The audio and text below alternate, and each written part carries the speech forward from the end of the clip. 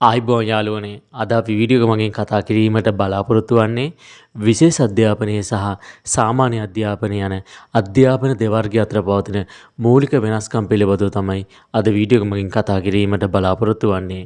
එහෙනම් දිගටම මගේ වීඩියෝ එක සමග රැඳී සිටින්න. අපි මුලින්ම බලමු විශේෂ අධ්‍යාපන පන්ති කාමරවල ඉගෙනුම ලබන ළමයි මොන වගේ ළමයින්ද කියලා. විශේෂ අධ්‍යාපන පන්ති කාමරවල ඉන්නේ ශාරීරික, මානසික, චිත්තවේගීය හා සමාජීය වශයෙන් විවිධ උන්නතා සහ දුබලතා වලින් යුක්ත වූ දරුවන් පිරිසක් තමයි විශේෂ අධ්‍යාපන පන්ති කාමරවල ඉගෙනුම ලබන්නේ. සාමාන්‍ය පන්ති කාමරවල ඉන්නේ ශාරීරික, මානසික, චිත්තවේගීය හා සමාජීය වශයෙන් අඩු අභියෝග සහිත ළමයි පිරිසක් තමයි සාමාන්‍ය පන්ති කාමරවල ඉගෙනුම ලබන්නේ.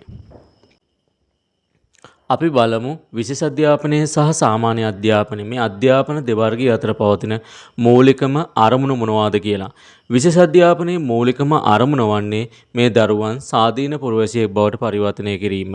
ඒ වගේම මේ දරුවන් කිසිවෙකුගෙන් අත නොපා ජීවත් වීමට හැකි පරිසරය සකස් කිරීම තමයි විශේෂ අධ්‍යාපන ක්‍රමයේ තවත් ප්‍රධානතම අරමුණක් වන්නේ. ඒ වගේම මේ දරුවන් තුළ පවතින විවිධ කුසලතා හඳුනා ගැනීමත්, ඒ කුසලතා සඳහා අවශ්‍ය වේදිකාවක් සකස් කිරීමත් ප්‍රධානතම අරමුණක් වෙනවා. සාමාන්‍ය අධ්‍යාපනයේ විවිධ අරමුණු තිබෙනවා. මේ දරුවන් තුළ සාමාන්‍ය දරුවන් තුළ දැනුම, ආකල්ප, කුසලතා වලින් පරිපූර්ණ දරු පිරිසක් බිහි කිරීම තමයි සාමාන්‍ය අධ්‍යාපනයේ මූලිකම අරමුණක් වන්නේ. ඒ වගේම හොඳ වෘත්තිමය රටට වැඩදායක පුරවැසියෙක් බිහි කිරීමත් තවත් ප්‍රධානතම අරමුණක් වෙනවා. අපි බලමු විශේෂ අධ්‍යාපනය හා සාමාන්‍ය අධ්‍යාපනය යන මේ අධ්‍යාපන දෙවර්ගයේ සිසුන් ඉගෙන ගන්නා පන්ති කාමර පරිසරයේ මොන වගේ පන්ති කාමර පරිසරයක් තිබෙනවද කියලා. සාමාන්‍ය පන්ති කාමරයක ළමයි 40කට ආසන්න ප්‍රමාණයක් තමයි ඉගෙනුම ලබන්නේ. ඒ වගේම මේ එක් ගුරුවරයෙකුට ළමයි 40ක් පමණ ප්‍රමාණයක ඉගැන්වීම සිදු කළ යුතු වෙනවා. ඒ වගේම මේ සාමාන්‍ය පන්ති කාමරයට වඩා වෙනස් වෙනවා විශේෂ අධ්‍යාපන පන්ති කාමරයක. විශේෂ අධ්‍යාපන පන්ති කාමරයක කුඩා ළමයි ප්‍රමාණයක් තමයි ඉගෙනුම ලබන්නේ. මේ කුඩා ළමයි ප්‍රමාණය සඳහා විවිධ ඉගෙනුම් උපකරණ ඒ වගේම ප්‍රවේශ පහසුකම් සකස් කර තිබෙනවා. ඒ මොකද ඇවිදීමට අපහසු දරුවන් සිටින්න පුළුවන්. ඒ නිසා මේ දරුවන් සඳහා අවශ්‍ය ප්‍රවේශ පහසුකම් පන්ති කාමර පරිසරය තුළ සකස් කර තිබෙනවා. ඒ පන්ති කාමර ප්‍රවේශ වීම සඳහා අවශ්‍ය පහසුකම් සකස් කර තිබෙනවා.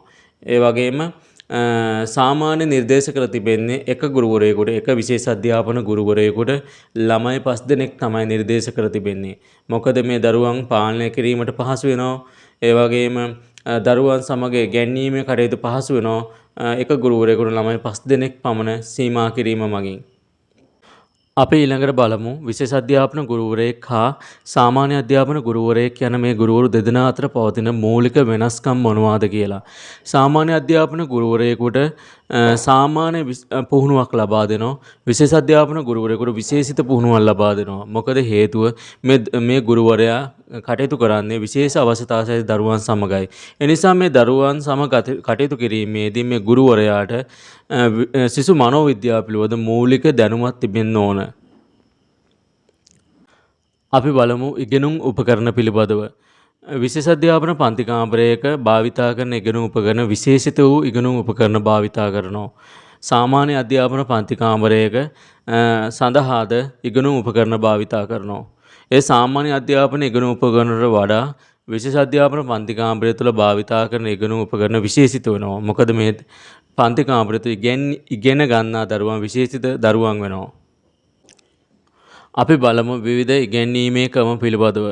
සාමාන්‍ය අධ්‍යාපන පන්ති කාමරයක විවිධ ඉගැන්වීමේ ක්‍රම භාවිතා කරනවා සාමාන්‍ය අධ්‍යාපන දරුවන් සඳහා. මේ දරුවන් සඳහා පෙළපොත් පවතිනවා, විභාග ක්‍රමයක් පවතිනවා. ඒ වගේම මේ දරුවන් සඳහා තරග විභාග පවත්වනවා. විශේෂ අධ්‍යාපන පන්ති කාමරයක විශේෂිත වූ ඉගැන්වීමේ ක්‍රම භාවිතා කරනවා. ඒ වගේම මේ දරුවන් සඳහා පෙළපොත් ලබා දෙන්නේ නැහැ. විෂය නිර්දේශයක් නැහැ. ඒ වගේම තරග විභාග බුද්ධිමය හැකියාව පරීක්ෂා කිරීම සඳහා තරග විභාග පවත්වන්නේ නැහැ.